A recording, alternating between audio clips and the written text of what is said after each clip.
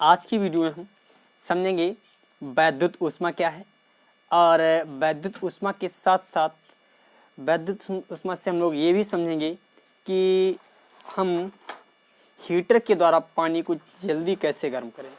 Heater के द्वारा पानी मान लेते हैं हमें जल्दी से गर्म करना है, तो क्या करें जिससे हमारा हीटर के द्वारा पानी जल्दी से गर्म हो जाए। और ये भी समझेंगे हीटर के तार की लंबाई बढ़ा दें तो क्या प्रभाव पड़ता है ऊष्मा पर। तो चलिए स्टार्ट करते हैं। तो सबसे पहले हम वैद्युत ऊष्मा को समझेंगे, वैद्युत ऊष्मा क्या होती है। तो स्टार्ट करते हैं। और यूनिक ज्ञान एकेडमी में मैं आपको बता दूं, ये सभी क्लास 12 की केमिस्ट्री और फिजिक्स विधिवत रूप से आपको प्रत्येक चीज़ प्लेलिस्ट में मिल जाएगी। इसके लिए आप लोग हमारे चैनल यूनिक ज्ञान एकेडमी को सब्सक्राइब करें और अपने दोस्तों को ज़्यादा से ज़्यादा शेयर करें, जिससे उनके लिए भी ये जो है हेल्पफुल होने वाला है। जो भी यहाँ पढ़ाया जाएगा वो सभी कक्षा 12 के जितने स्टूडेंट हैं उन सभी के लिए बहुत लाभदायक होने वाला है। तो चलिए स्टार्ट करते हैं। वैद्युत ऊष्मा क्या है, तो हेडिंग डालेंगे वैद्युत ऊष्मा यानी इलेक्ट्रिकल हीट। वैद्युत ऊष्मा का है तो इलेक्ट्रिकल हीट। वैद्युत ऊष्मा, वैद्युत ऊष्मा, वैद्युत ऊष्मा इसे इंग्लिश में कहते हैं इलेक्ट्रिकल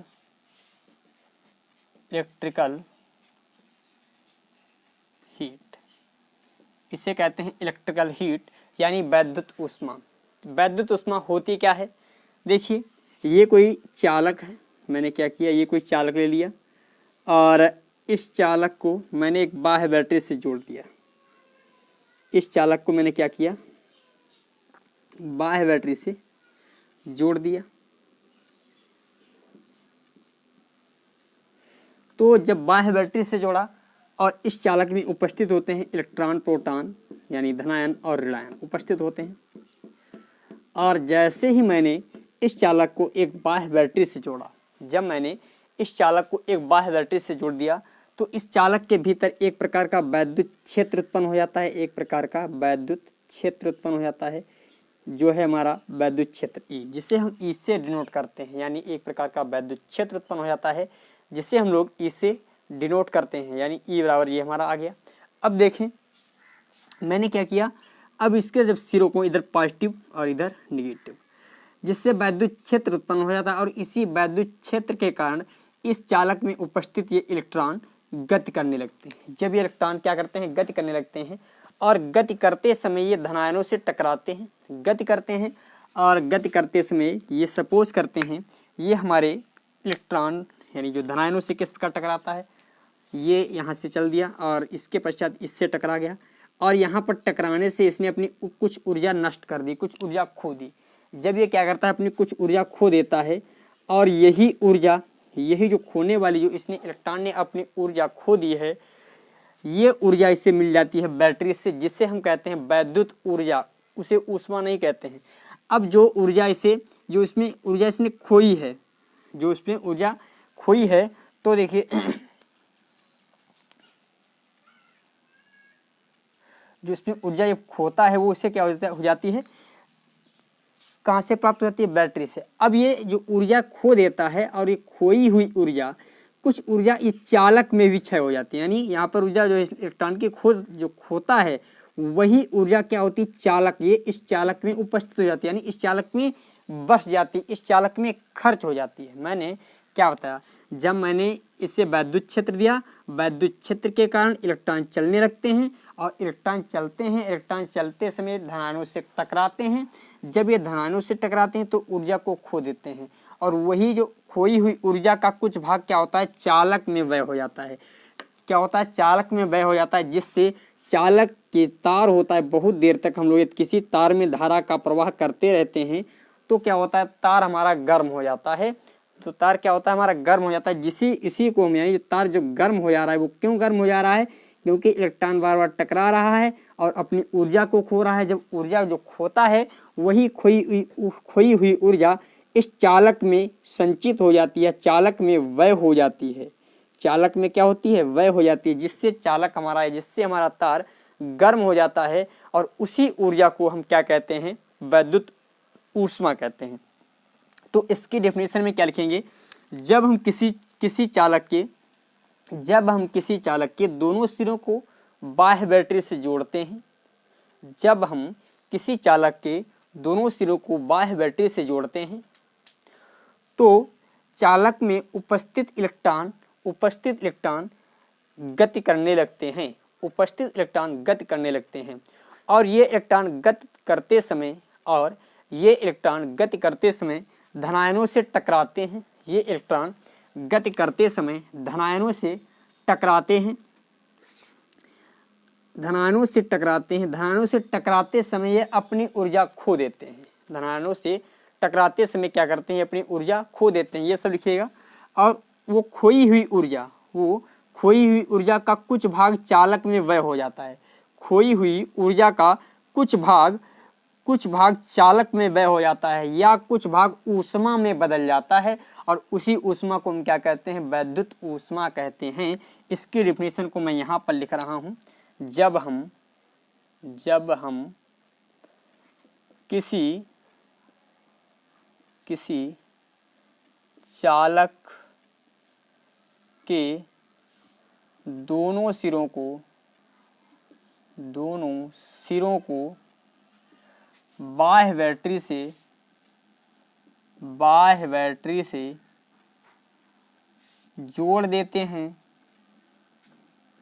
जोड़ देते हैं तो चालक में उत्पन्न वैद्युत क्षेत्र के कारण चालक में उत्पन्न वैद्युत क्षेत्र के कारण चालक में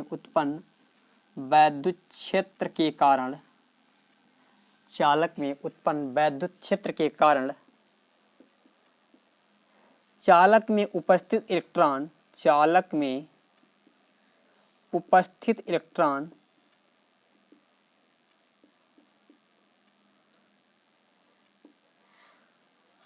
इलेक्ट्रॉन गति करने लगते हैं।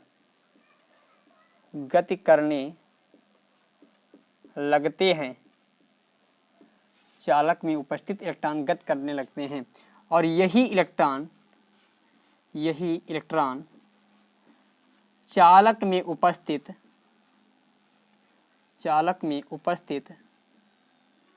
धनायनों से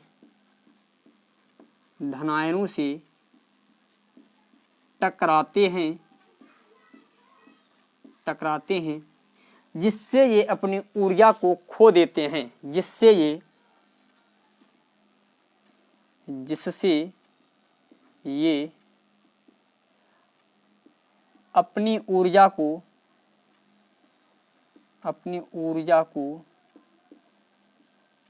खो देते हैं जिससे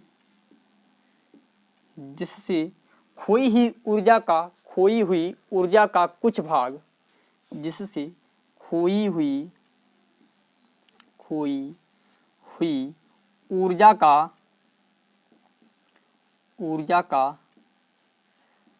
कुछ भाग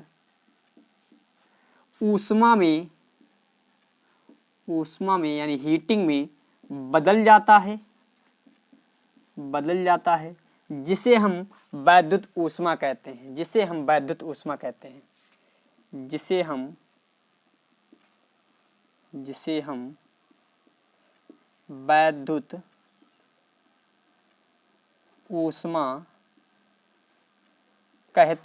क्या कहते हैं? इसी को नाम देते हैं वैद्युत ऊष्मा। वैद्युत ऊष्मा को हम H से प्रदर्शित करते हैं। लिखेंगे वैद्युत ऊष्मा को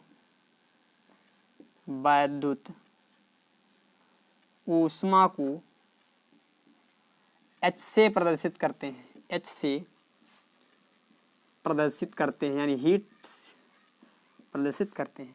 और इसका जो मात्रक होता है, इसका मात्रक होता है कैलोरी। इसका मात्रक क्या होता है? कैलोरी। या इसमें लिखेंगे वैद्युत ऊष्मा का मात्रक कैलोरी होता है। वैद्युत ऊष्मा का मात्रक कैलोरी होता है। क्वांटिटी में वैद्युत ऊष्मा का मात्रक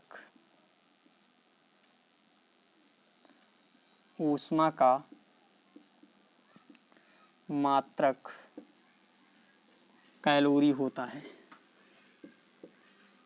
होता है। अब आपको बता दें जूल के तापन नियम से, एक जूल जी का जो तापन नियम था उन्होंने क्या बताया था? जूल के तापन नियम से जूल जी ने एक वैज्ञानिक हुए, उन्होंने क्या बताया, जो 4.2 जूल 4.2 जूल 2 जूल ऊर्जा, भाई इतनी ऊर्जा ही व्यय हुई है। यानी ऊर्जा जो व्यय होती है तब बदलती है किसमें, तब ये बदलती है ऊष्मा में। तो इन्होंने बताया 4.2 जूल ऊर्जा जब खत्म होती है, 4.2 जूल ऊर्जा जब खत्म होती है तो 1 कैलोरी ऊष्मा प्राप्त होती है। क्योंकि डिफिनेशन में सीधे सीधे कहा गया है, जब हम किसी चालक के दोनों सिरों को बाह्य बैटरी से जोड़ देते हैं तो चालक में उत्पन्न वैद्युत क्षेत्र के कारण चालक में उपस्थित इलेक्ट्रॉन गति करने लगते हैं। यही इलेक्ट्रॉन चालक में उपस्थित धनायनों से टकराते हैं, जिससे अपनी ऊर्जा को खो देते हैं और जिससे खोई हुई ऊर्जा का कुछ भाग ऊष्मा में बदल जाता है। यानी कुछ भाग ऊर्जा का कुछ भाग ऊष्मा में बदलता है और वही ऊष्मा को जो उसमें बदल जाती है, जो ऊष्मा प्राप्त होती है, उसी ऊष्मा को हम वैद्युत ऊष्मा कहते हैं। और वैद्युत ऊष्मा को मैंने बताया H से प्रदर्शित करते हैं। अब देखें, इन्होंने जूल के तापन नियम से, यानी जूल ने एक नियम बताया, जूल जी ने बताया कि 4.2 जूल ऊर्जा जब हम खत्म करेंगे, या 4.2 जूल ऊर्जा से जो कितनी कैलोरी ऊष्मा आती है, 1 कैलोरी। 4.2 जूल ऊर्जा 4.2 जूल ऊर्जा से 1 कैलोरी ऊष्मा प्राप्त की जाती है। यानी इतने जूल ऊर्जा जब हम खर्च करेंगे तो इतनी कैलोरी ऊष्मा प्राप्त होगी। अर्थात हम ये कह सकते हैं 4.2 जूल जो है 1 कैलोरी ऊष्मा के बराबर है। 4.2 जूल 1 कैलोरी ऊष्मा के बराबर है। यदि मैं कह दूं 1 जूल कितनी ऊष्मा के बराबर होगा, 1 जूल ऊर्जा जो है कितनी ऊष्मा के बराबर हो जाएगी, 1 जूल ऊर्जा जो हो जाएगी आपकी 1/4.2 कैलोरी के बराबर हो जाएगी, कैलोरी ऊष्मा के बराबर हो जाएगी। मतलब यहाँ से समझने की कोशिश करें, यदि मैं कह दूं 5 पेन का, यानी 5 पेन का मूल्य, यहाँ पर समझे हिंट्स, 5 पेन का मूल्य मान लेते हैं 10 रुपये है। 5 पेन का मूल्य 10 रुपये है। यदि आपसे कह दिया जाए 1 पेन का मूल्य बताइए, तो हम लोग क्या करेंगे, 10/5 यानी 2 रुपये आ जाएगा। इसी प्रकार यहाँ पर 4.2 जूल का मूल्य जो है इतना है, तो 1 जूल का मूल्य निकालने के लिए हम लोग ये सब क्रियाकलाप करेंगे। अच्छा, इसी के पश्चात यदि मान लेते हैं कहीं पर दे दिया जाए यदि VQ जूल, क्योंकि VQ बराबर हमारा क्या है, W बराबर एक फार्मूला हमने पढ़ा था, V बराबर हम लोगों ने W/Q पढ़ा था। यदि यहाँ से WY निकालें तो VQ, W क्या है, हमारा कार्य है, W क्या है, हमारा कार्य है, और कार्य का मात्रक होता है जूल, यानी ये भी एक प्रकार की ऊर्जा है। कार्य भी क्या है, एक प्रकार की ऊर्जा है। तो हम ये कह सकते हैं VQ जूल ऊर्जा से उत्पन्न ऊष्मा कितनी हो जाएगी, तो ये जो ऊष्मा हो जाएगी भाई, इसी प्रकार 1/, यहाँ पर क्या करेंगे, 1/V इंटू Q, 1/, सॉरी यहाँ पर 1/, नहीं, यहाँ पर करेंगे V/Q 4.2, V/Q 4.2 कैलोरी, मतलब कैलोरी, ठीक है। 4.2 V/4.2 V into Q by 4.2 calorie, यानी V इंटू Q जूल ऊष्मा से इतनी ऊर्जा हमें प्राप्त हो जाएगी, ठीक है। अब यहाँ से जब हमें इतनी ऊर्जा प्राप्त हो जाएगी तो हम लोगों ने हीट बराबर एक फार्मूला होता है, हीट बराबर यानी H बराबर जो आएगा, इससे हम लिख सकते हैं V इंटू Q बाई 4.2। एक ये फाइनल फार्मूला मिल गया हमें। अच्छा, इसी फार्मूले में यदि मैं एक कार्य कर लूँ, हमें मालूम है, इसको मैं आगे बढ़ाता रहता हूँ। अब देखिए यहाँ पर ये बहुत बड़ा फार्मूला विशाल रूप लेगा जा करके, और सभी डिफरेंट टाइप के फार्मूले हो जाएंगे। देखिए अभी मैंने मालूम है Q बराबर क्या होता है, Q बराबर एक फार्मूला होता है IT। अब ये Q की जगह पर जब मैं IT रख दूंगा तो VIT हो जाएगा, अपान 4.2 हो जाएगा। अपान क्या हो जाएगा 4.2। अब देखिए हम लोगों ने एक फार्मूला और भी पढ़ा है, V प्रोपोर्शनल I होता है, ये किसके, ओम के नियम से। तो ओम के नियमानुसार मैंने आपको बताया था V बराबर IR भी होता है। मतलब जहाँ पर हमारा V दे रखा है वहाँ पर हम वैल्यू पुट कर सकते हैं IR। जहाँ पर हमारा V दे रखा है यदि मैं वहाँ पर वैल्यू पुट कर दूँ IR, तो मैं वहाँ पर सबसे पहले वैल्यू पुट करता हूँ IR इंटू आई, और जो कि हमारा कैपिटल R है, इंटू IT, इंटू क्या IT बाई 4.2। यानी जो फाइनल फार्मूला में I² RT से लिख सकता हूँ, क्योंकि I 2 बार है। तो यहाँ पर जो फाइनल फार्मूला हमें प्राप्त होगा वो I² RT यानी I² RT।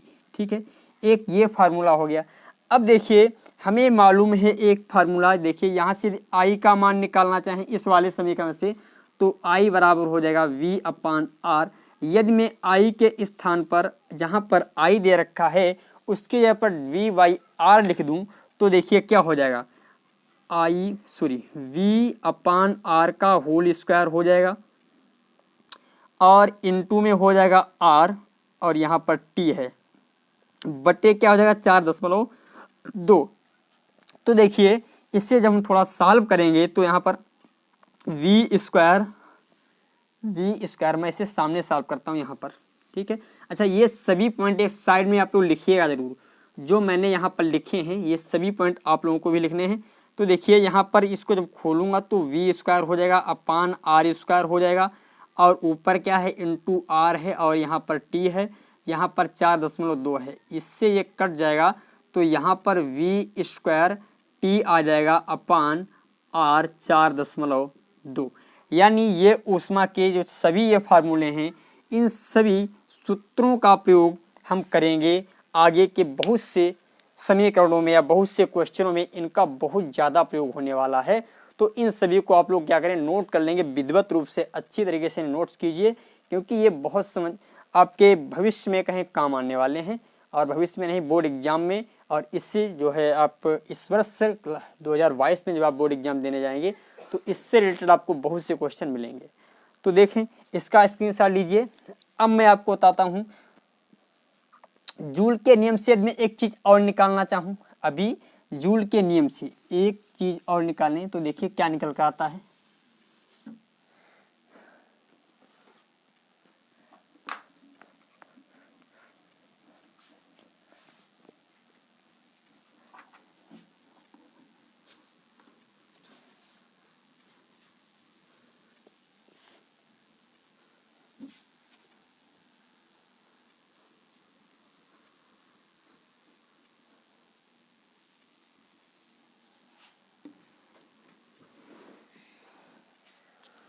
देखिए जूल के नियमानुसार मैंने H बराबर क्या अभी फार्मूला निकाला था, I² RT बाई 4.2, ये फार्मूला निकला जूल के नियमानुसार, ये तो हो जाएगा।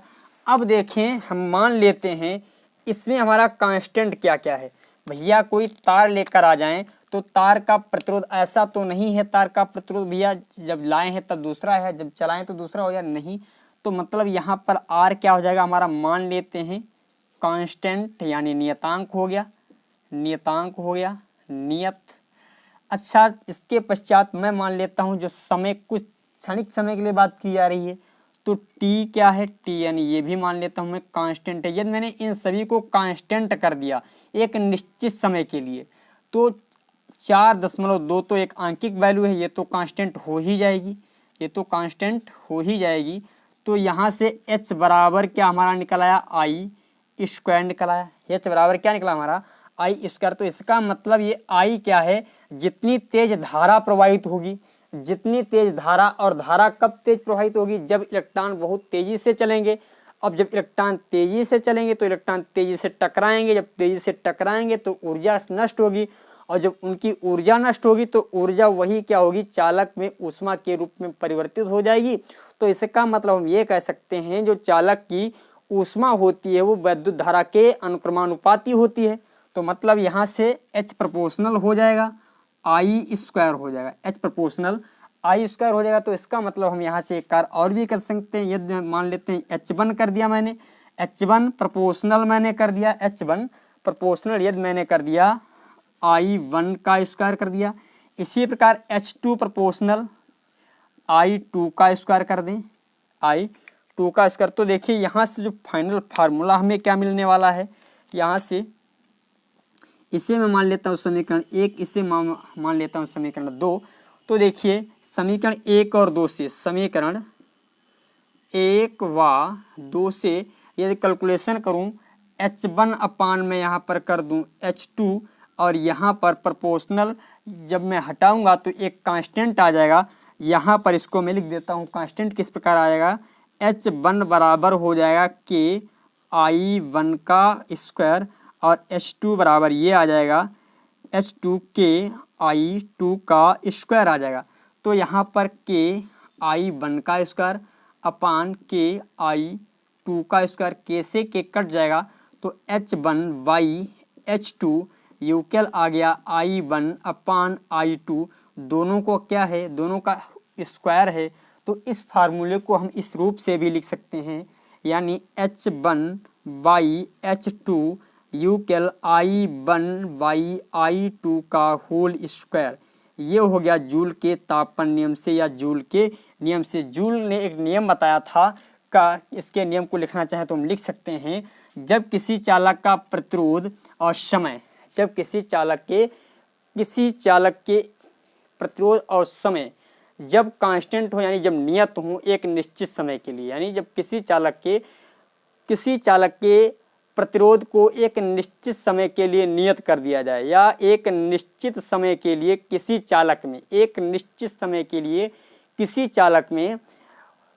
चालक में उत्पन्न ऊष्मा, किसी एक निश्चित समय के लिए बात कर रहा हूँ मैं, हमेशा के लिए बात नहीं, किसी चालक में एक निश्चित समय के लिए, जूल का नियम है, किसी चालक में एक निश्चित समय के लिए उस चालक में उत्पन्न ऊष्मा उस चालक में बहने वाली वैद्युत धारा के अनुक्रमानुपाती होती है।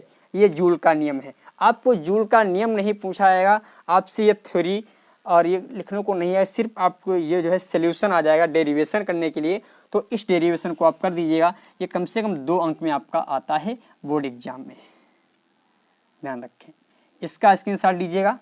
अब मैं बात करता हूँ, यदि हीटर है और हीटर के द्वारा हम पानी को जल्दी से गर्म करना चाहते हैं तो क्या करना पड़ेगा। हीटर से यदि हम पानी को जल्दी गर्म करना चाहें तो कौन सी क्रियाकलाप या कौन सी क्रियाविधि हमें अपनानी पड़ेगी जिससे हमारा पानी हीटर के द्वारा जल्दी से गर्म हो जाए। तो इसको स्क्रीनशॉट ले लें और मैं इसे रख कर रहा हूँ। और यदि आप ये जो है इस चैप्टर का वैद्युत धारा नामक चैप्टर जो है आपका, यानी चैप्टर नंबर जो 5 है, इसका ये लास्ट लेक्चर है। इस लेक्चर में आपका ये पूर्ण रूप से चैप्टर तो समाप्त हो गया है। बस लास्ट जो टॉपिक था हमारा, लास्ट टॉपिक था क्या नाम, वैद्युत ऊष्मा, और एक छोटा सा एक डेफिनेशन आएगी विशिष्ट चालकता। विशिष्ट चालकता को अभी मैं बताऊंगा क्या होती है विशिष्ट चालकता, इसको भी बताऊंगा, और कुछ चीज़ें और समझ लेते हैं। और आज की वीडियो जो है इस चैप्टर की लास्ट वीडियो है।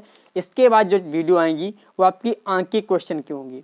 यदि आंकिक क्वेश्चन आप लोग विधिवत रूप से पढ़ना चाहते हैं, इनकी हैंड रिटन PDF चाहते हैं, तो आपसे मैं यही कहूँगा आप हमारे चैनल यूनिक ज्ञान को सब्सक्राइब करें और उसके बाद प्लेलिस्ट में जाइए। प्लेलिस्ट में एक तरफ से लिखा है फिजिक्स के सभी न्यूमेरिकल, एक प्लेलिस्ट मैंने बनाई है फिजिक्स सभी न्यूमेरिकल क्वेश्चन, यानी इंग्लिश में जो भी लिखा है हमारा, उस पर आप जाइएगा और एक तरफ से सभी आपको आंकिक प्रश्न मिल जाएंगे। वो एक से लेकर के जितने चैप्टर तक लगाए वो एक तरफ से सब लगवाए गए हैं। 1-2 जो भी लगवाए गए हैं चैप्टर, यानी 1-2 चैप्टरों के जो भी वहाँ पर हमने लगवाए हैं वो सब एक तरफ से लगवाए गए हैं। ठीक है, इसके लिए मैं आपसे कहूँगा आप चैनल को सब्सक्राइब करें और प्लेलिस्ट में जाएं और जल्दी से सभी वीडियो देखें, तभी आपको समझ में आने वाला है आंकिक क्वेश्चन। और ये फिजिक्स पढ़नी है तो मैंने आपको कई बार बताया है, मैं 3-4 बार आज ही बता चुका हूँ। आप प्लेलिस्ट में जाइए और फिजिक्स पढ़ें एकदम शुरुआत से। इस प्लेलिस्ट में जैसे आप जाएंगे तो एक तरफ से सभी वीडियो फर्स्ट और सेकंड क्रम वाइज मिलेंगी। पहले आपको एक से सेकंड मिलेंगी, पार्ट 1 से लेकर के पार्ट 5 तक आपको सेकंड फिजिक्स की सभी वीडियो मिलेंगी, और फिर फर्स्ट की आएंगी पार्ट 1 से पार्ट 5 तक। ये वीडियो सभी हो गई हैं, यानी 10 पार्ट मैंने क्लास 12 की जो फिजिक्स है उसके एंड कर दिए हैं। अब बच गए हैं आपके 10-12 पार्ट जो भी बचे हैं दोनों फिजिक्स को लेकर के, मैं उन्हें भी बहुत जल्दी समाप्त करने वाला हूं। मैंने बता दिया सितंबर तक आपका कोर्स एंड कर दूंगा। तो यदि आप भी चाहते हैं सितंबर तक एंड करना तो आप भी इस चैनल को सब्सक्राइब करें और अच्छी तरीके से पढ़ाई करें और आपका कोर्स भी जल्दी से एंड हो जाएगा, जिससे आपकी अच्छी तैयारी हो सके। अब हीटर से पानी को जल्दी कैसे गर्म करें? मान लेते हैं कोई हीटर के द्वारा हम पानी को जल्दी से गर्म करना चाहते हैं तो किसी भी के द्वारा क्या बढ़ाएं क्या घटाएं, यानी समय हमारा कम लगे, समय क्या हो हमारा कम लगे। तो यहाँ पर लिख लेंगे हीटर के द्वारा पानी को जल्दी गर्म करें। जल्दी कैसे गर्म करें, यानी क्या करें कि हीटर के द्वारा हमारा पानी जल्दी गर्म हो जाए। तो मैं आपको बता दूं हीटर के द्वारा पानी को जल्दी से गर्म करने के लिए क्या करना पड़ेगा, तो इसके लिए यहाँ पर समझते हैं। देखें हम लोगों ने अभी H बराबर एक फार्मूला पढ़ा था, H बराबर अभी जो मैंने निकाला था V² T/R और यहाँ पर निकला था 4.2 निकला था। अब मैंने मान लिया किसी चालक का भैया प्रतिरोध क्या है, प्रतिरोध होता है कांस्टेंट, यानी जो हमारा जो यहाँ पर R है वो क्या है हमारा कांस्टेंट है, यानी नियतांक है। R क्या है हमारा कांस्टेंट हो गया नियतांक, और 4.2 क्या है ये भी मैंने मान लिया कांस्टेंट है, ये भी क्या है हमारा कांस्टेंट यानी नियतांक है। अब मैंने V² को भी मान लेते हैं। यदि मैं V² की बात करूं तो ये भी मैं मान लूँगा कांस्टेंट है। यदि मैंने V² T को भी मान लेता हूं कांस्टेंट, ये भी क्या है मैंने मान लिया कांस्टेंट, तो H बराबर हमारा आ जाएगा 1 और ये भी क्या हो जाएगा हमारा कांस्टेंट, यानी ये भी इसकी भी वैल्यू हो जाएगी कांस्टेंट। अब ये सभी क्या हो गई कांस्टेंट हो गई। अब इससे इस वाले से क्योंकि समय हमारा इसमें है तो इसी पे हमें कैलकुलेशन करना है। तो देखिए V² T बराबर कांस्टेंट वैल्यू यानी एक नियत वैल्यू माननी है, तो मैं मान लेता हूँ ये वैल्यू हमारी है 1, ये वैल्यू क्या है हमारी 1। अब देखिए यदि मैं यहाँ से T बराबर निकालना चाहिए, यदि V² निकालना चाहूँ तो T आपका किस में है, T आपका जो है गुणा में है, उधर जाएगा भाग में हो जाएगा तो 1/T हो जाएगा, 1/T हो जाएगा। यदि मैं यहाँ से T का मान निकालना चाहूँ, यदि मैं यहाँ से T का मान निकालना चाहूँ तो T बराबर क्या आ जाएगा हमारा 1/V²। अच्छा इस वाले फार्मूले से एक चीज़ हमें मिल रही है क्या, देखिए यदि विभव को हम बढ़ा दें, विभव को यदि हम बढ़ाते हैं तो समय क्या हो जाएगा कम, क्योंकि T is inversely proportional V², यानी विभव की द्वितीय घात के, विभव के यानी विभवांतर के या वोल्ट के वर्ग के व्युत्क्रमानुपाती होता है क्या समय। तो इसका मतलब हम ये कह सकते हैं किसी चालक का या हीटर का यदि हम विभव बढ़ा दें, विद्युत धारा का यदि हम विभव बढ़ा दें तो हमारा पानी गर्म करने में समय कम लगेगा। लिखें अर्थात हम ये कह सकते हैं, अर्थात विभव जितना, क्योंकि ये ज़्यादा तो ये कम, विभव जितना ज़्यादा होगा, विभव जितना ज़्यादा होगा समय उतना कम लगेगा, समय उतना कम लगेगा। अब देखिए मैंने T प्रोपोर्शनल अभी निकाला 1/V², तो यहाँ से T बराबर मैंने मान लिया K 1/V², तो इसे मैं मान लेता हूँ T1 और इसे भी मान लेता हूँ V1। इसी प्रकार मैं इसे मान लूँ T2 और तो यहाँ पर कर दूँ K 1/V²। इसे मैं मान लेता हूँ समीकरण 1, इसे मैं मान लेता हूँ समीकरण 2। समीकरण 1 व 2 से अब मैं कुछ क्रियाकलाप कर रहा हूँ समीकरण 1 व 2 से।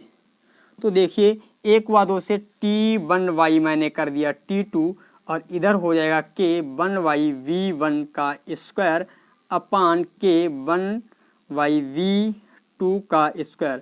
K से K कट जाएगा और ये हमारा देखिए V2² क्या होगा ऊपर आ जाएगा और V यहाँ पर किस प्रकार V2² ऊपर और ये एक हमारा इसके साथ गुणा हो जाएगी, तो T1/T2 बराबर जो आएगा 1 गुणे V2² अपान V1 स्क्वायर गुणे 1, जो फाइनल फार्मूला जो हमारा मिलेगा यानी T1/T2, यहाँ पर जो हमें फाइनल फार्मूला T1/T2 बराबर मिल जाएगा V2 का स्क्वायर अपान V1 का स्क्वायर। ये फार्मूला हमें मिल गया किसके लिए?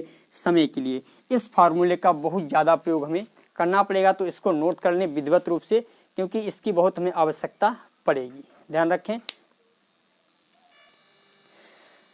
अब देखें, ये तो हुआ ये विभव को बढ़ा दें।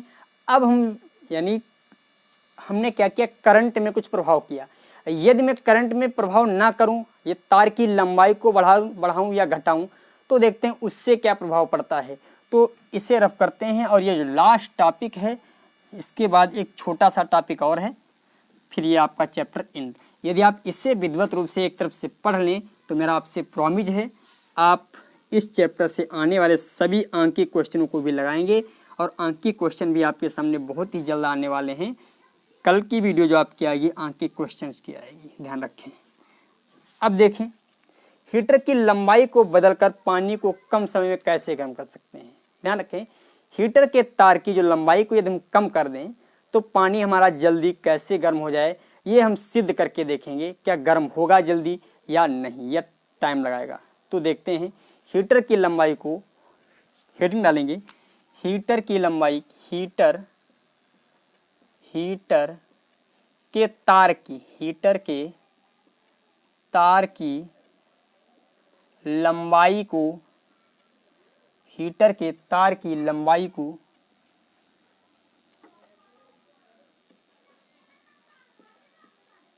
हीटर के तार की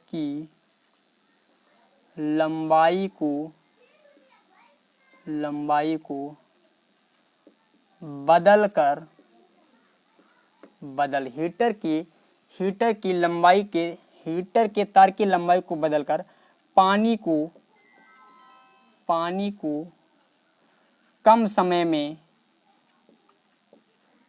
में कैसे गर्म करें, यानी किस प्रकार हीटर की लंबाई को, यदि हम हीटर के तार की लंबाई को यदि हम परिवर्तित कर दें तो पानी को हम जल्दी कैसे गर्म कर लेंगे। तो उसको हम लोग समझते हैं। एक हम लोगों ने फार्मूला पढ़ा था भैया, H बराबर V²T अपान मैंने बताया था R × 4.2। अच्छा, R बराबर हम लोगों ने एक फार्मूला पढ़ा था, R बराबर होता है ρL/A। इस R का मान इस वाले समीकरण में वैल्यू पुट कर दूं तो H बराबर आ जाएगा V²T, और यहाँ पर आ जाएगा ρL/A × 4.2। अब ये आपका A ऊपर आ जाएगा, तो यहाँ पर जो फाइनल फार्मूला आएगा V²T × A, और यहाँ पर ρL × 4.2 आ जाएगा, ρL × 4.2। अब देखिएगा इसमें कांस्टेंट हमारा क्या है, कांस्टेंट कौन कौन सी चीज़ें हैं। देखिएगा इसमें मैं मान लेता हूँ यदि V² हमारा क्या है, यदि V² भी कांस्टेंट हो जाए, क्योंकि विभव क्या है, किसी तार का विभव क्या है मान लेते हैं। अब हमें करंट में कोई भी परिवर्तन नहीं करना है, जितना विभव है उतना ही रखना है। तो यानी ये तो हमारा कांस्टेंट हो गया, V² तो हमारा क्या हो जाएगा, कांस्टेंट हो गया, इसमें कोई परिवर्तन हमें करना नहीं है। और क्षेत्रफल, अच्छा इसमें हम परिवर्तन कर सकते हैं, परंतु हम लोग किसके लिए पढ़ रहे हैं, लंबाई के लिए पढ़ रहे हैं। तो भैया यहाँ पर क्या हो जाएगा, ए को भी मैंने क्या कर दिया, कांस्टेंट कर दिया, ए को भी मैंने कर दिया कांस्टेंट। अच्छा, रो को भी कांस्टेंट, क्योंकि अब विशिष्ट प्रतिरोध में भी कोई परिवर्तन नहीं करना है, तो इसे भी मैंने क्या कर दिया, कांस्टेंट कर दिया। और 4.2 आपका तो वो कांस्टेंट है ही, क्योंकि ये हमारी क्या है, आंकिक वैल्यू है, ये हमारी क्या है, आंकिक वैल्यू। और H तो हमारा कांस्टेंट हो ही जाएगा, H क्या है हमारा, कांस्टेंट है, H बराबर क्या है हमारा, कांस्टेंट है। तो बचा क्या, T/L, तो हमारा T/L भी क्या हो जाएगा, कांस्टेंट हो जाएगा। हो तो सब गया कांस्टेंट। अब इसमें T भी है यानी समय भी है, और इसमें हमारी लंबाई भी है।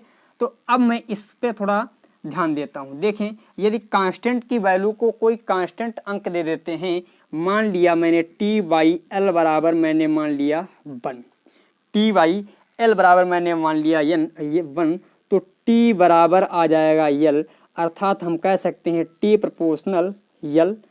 तो यहाँ पर हो जाएगा T1 प्रोपोर्शनल यल1, T2 प्रोपोर्शनल यल2। तो इसका मतलब यहाँ से कार्य आया T1 अपान T2 बराबर आ जाएगा यल1 अपान यल2। यहाँ से एक चीज़ हमारी निकल के आ गई, यदि हम तार की लंबाई को बढ़ा दें, तो पानी जल्दी से गर्म हो जाएगा। तार की लंबाई को यदि हम बढ़ा दें तो पानी क्या हो जाएगा, हमारा जल्दी से गर्म हो जाएगा। ध्यान रखें, इस पॉइंट को नोट कर लें। और आज की वीडियो में एक और टॉपिक रह गया है विशिष्ट चालकता, मैं उसे बता देता हूँ। इसे मैं रफ करता हूँ। विशिष्ट चालकता क्या है, वो गतिशीलता आता है हमारा, गतिशीलता। मैं उसके बाद इसको रफ कर रहा हूँ। गतिशीलता को समझ लें। गतिशीलता क्या है?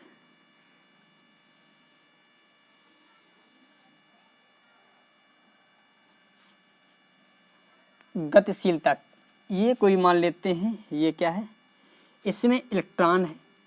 अब ये इलेक्ट्रॉन होता क्या है, आवेश वाहक होता है। इलेक्ट्रॉन क्या होता है, आवेश वाहक।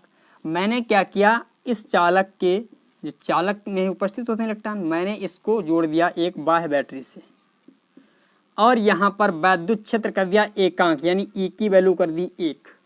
तो इस समय वैद्युत क्षेत्र जब एकांक है, तो इस समय जो इलेक्ट्रॉन की चाल होती है, इस समय जो इलेक्ट्रॉन का वेग होता है, यानी जो अनुगमन वेग होता है, उसी वेग को हम कहते हैं गतिशीलता। क्या कहते हैं, गतिशीलता। यानी इसमें लिखेंगे किसी आवेश वाहक की गतिशीलता। किसी आवेश वाहक की गतिशीलता वह अपवाह वेग है जो एकांक वैद्युत क्षेत्र के द्वारा या एकांक वैद्युत क्षेत्र से प्राप्त किया जाता है। यानी किसी आवेश वाहक की गतिशीलता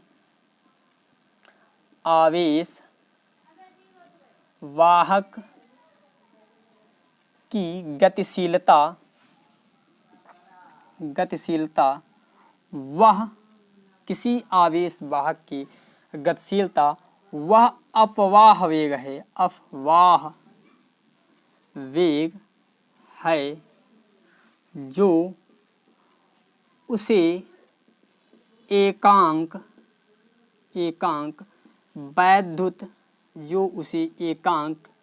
किसी आवेश वाहक की गतिशीलता वह अपवाह वेग है जो उसे एकांक वैद्युत क्षेत्र से प्राप्त होता है। यानी यदि एकांक वैद्युत क्षेत्र में कर दूं तो जितना इस इलेक्ट्रॉन का वेग होता है वही क्या कहलाता है, गतिशीलता कहलाती है। तो गतिशीलता को हम लोग प्रदर्शित करते हैं, गतिशीलता को म्यू से प्रदर्शित करते हैं, तो म्यू बराबर क्या होता है, म्यू बराबर होता है यानी अनुगमन वेग और एकांक वैद्युत क्षेत्रफल पर। तो भैया हम लोगों ने वी डी बराबर, देखो जे बराबर हम लोगों ने क्या पढ़ा था, एन ई वी डी, एक फार्मूला हम लोगों ने पढ़ा था। तो वी डी की वैल्यू यदि यहाँ से निकालना चाहें तो जे बाई एन ई आ जाएगी। यदि वी डी की वैल्यू यही वाली मैं यहाँ पर पुट कर दूँ तो म्यू बराबर आ जाएगा हमारा जे और एन ई और ई। ये जो है गतिशीलता का सूत्र आएगा, जो हमारा फाइनल सूत्र है ये। और इसका मात्रक होता है मीटर प्रति वोल्ट। आज की वीडियो यहीं तक, और कल की वीडियो में आपको अंक के क्वेश्चन लेकर आऊँगा। तो सबसे पहले आपसे एक रिक्वेस्ट है, आप हमारे चैनल को सब्सक्राइब करें और ज़्यादा से ज़्यादा दोस्तों तक शेयर करें, जिससे मुझे थोड़ी एक एनर्जी मिलती है। मैं आपको सामने एक नए वेश से, नई ऊर्जा से आपके सामने प्रस्तुत होता हूँ और आपको कुछ डील करने की कोशिश करता हूँ। फिर मिलते हैं अगली वीडियो में, तब तक के लिए आपको नमस्कार, धन्यवाद।